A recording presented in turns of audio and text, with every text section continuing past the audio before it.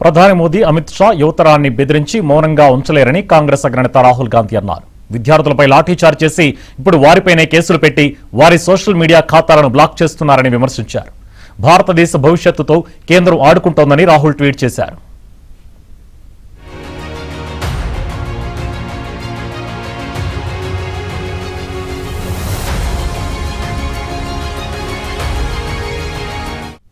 వారి social media ఖాతాలను black చేస్తున్నారని విమర్శించారు. భారతదేశ భవిష్యత్తుతో కేంద్రం ఆడుకుంటోందని రాహుల్ ట్వీట్ చేశారు.